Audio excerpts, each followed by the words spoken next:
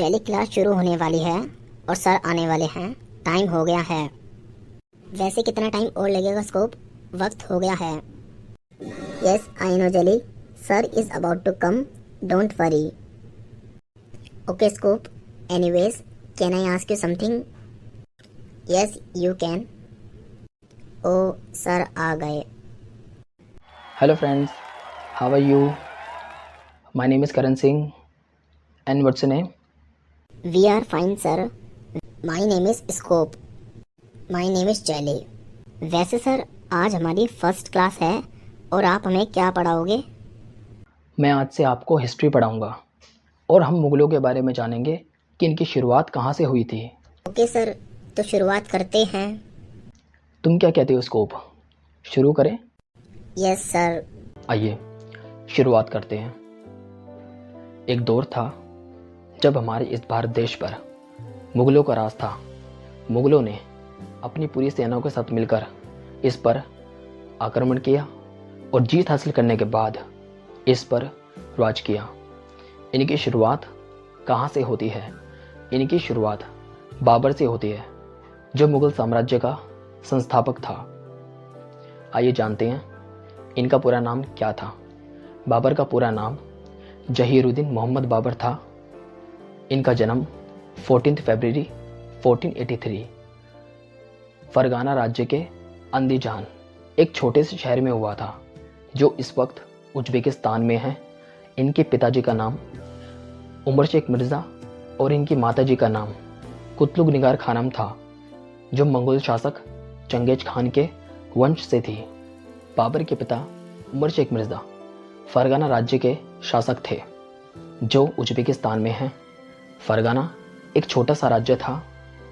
जब बाबर 11-12 वर्ष का था, तब उसके पिता उमर शेख मिर्ज़ा की मृत्यु हो गई थी। बाबर अपने पिता की मृत्यु के बाद फरगाना राज्य का शासक बना 1494 में।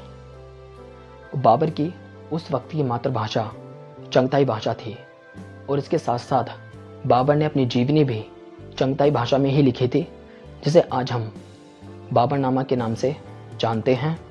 बाबर मुगल साम्राज्य का संस्थापक था। वो तैमूर और चंगेज खान के वंशज थे। सर उमर शेख मिर्जा जी की मृत्यु कब और कैसे हुई थी? बाबर के पिता उमर शेख मिर्ज़ा की मृत्यु एक हादसे में हुई थी 10 जून 1494 में, जब वो अपने राज्य के एक दुर्ग में थे। जब वो फरगाना के एक दुर्ग में थे और वो खड़े होकर अपने सैनिकों को आदेश दे रहे थे, तभी अचानक दुर्ग का एक हिस्सा नीचे की ओर धंस गया और उमर शेख मिर्ज़ा नीचे गिर गए, जिसके कारण उनके सर में गंभीर चोटें आई और जिसकी वजह से उनकी मृत्यु हो गई। उमर शेख मिर्ज़ा की मृत्यु के बाद बाबर ने अपने पिता की विरासत को संभाला और फरगाना के राजा बन गए।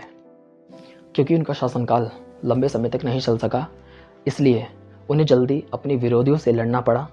इसी के चलते एक और सवाल सामने आता है कि मुगल कौन थे?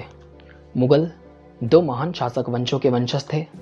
पिता की ओर से तैमूर के वंशज और माता की ओर से चंगेज खान के, जो मुगल शासक और सेनापति था, जिसने 13वीं शताब्दी में मंगोल साम्राज्य की स्थापना की थी। मुगल अपने को मुगल कहलवाना पसंद नहीं करते थे। ऐसा क्यों? क्योंकि ये शब्द मुगल मंगोलों के लिए इस्तेमाल होता था, जो एक अलग जाति और संस्कृति के थे। मुगल तैमूरी वंश के थे, जो तुर्की मंगोल वंश का एक हिस्सा था। मुगल अपने को तुर्कों के रूप में पहचानते थे और अपनी तुर्की विरासत पर गर्व करते थे। तैमूर के वंशज होने पर गर्व का अनुभव करते थे, ज़्यादा इसलिए क्योंकि इनके इस महान पूर्वज ने 1398 में दिल्ली पर कब्जा कर लिया था। सर मेरा एक क्वेश्चन है, आज हम मुगलों को मुगलों के नाम से क्यों जानते हैं? और आज हम मुगलों को मुगलों के नाम से इसलिए जानते हैं क्योंकि ये शब्द समय के साथ लगातार इस्तेमाल होने लगा और इतिहासकारों और लेखकों ने इनका उपयोग करना शुरू किया। मुगल साम्राज्य के पतन के बाद इतिहासकारों और लेखकों ने मुगलों के बारे में लिखना शुरू किया और उन्हें मुगल के नाम से संदर्भित करना शुरू किया। इसलिए आज हम मुगलों को मुगलों के नाम से जानते हैं और समय के साथ मुगल साम्राज्य के शासकों के लिए भी इस्तेमाल होने लगा। मुगल शब्द।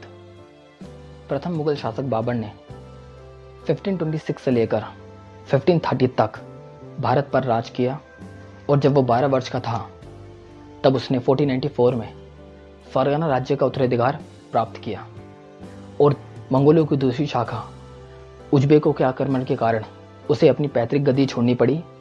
अनेक वर्षों तक भटकने के बाद उसने 1504 में काबुल पर कब्जा कर लिया था और बाबर ने 1526 में दिल्ली के सुल्तान इब्राहिम लोदी को पानीपत में हराया और दिल्ली और आगरा पर कब्जा कर लिया। एक साल के बाद 1527 में खानुमा में राणा सांगा राजपूत राजाओं और उनके समर्थकों को हराया। फिर एक साल के बाद 1528 में चंदेरी में राजपूतों को हराया और अपनी मृत्यु से पहले दिल्ली और आगरा पर मुगल नियंत्रण स्थापित किया। और सर, उज्बेकों के आक्रमण के कारण बाबर को अपनी पैतृक गद्दी छोड़नी पड़ी, तो सर ये उज्बेक कौन थे? उज्बेक कौन थे? उज्बेक मध्य एशिया में रहने वाली एक तुर्की जाति है। उज्बेकिस्तान की अधिकतर आबादी इसी नस्ल की है। वैसे तो उज्बेक समुदाय बहुत से देशों में भी मिलते हैं, जैसे कि Afghanistan, Pakistan, Uzbekistan, Tajikistan, Turkmenistan etcetera. ऐसी बहुत सी कंट्रीज़ हैं जहाँ पर ये तुर्की जाति पाई जाती है। और भारत में मुगल सल्तनत स्थापित करने वाला बाबर भी इसी नस्ल का ही था, तुर्की जाति का।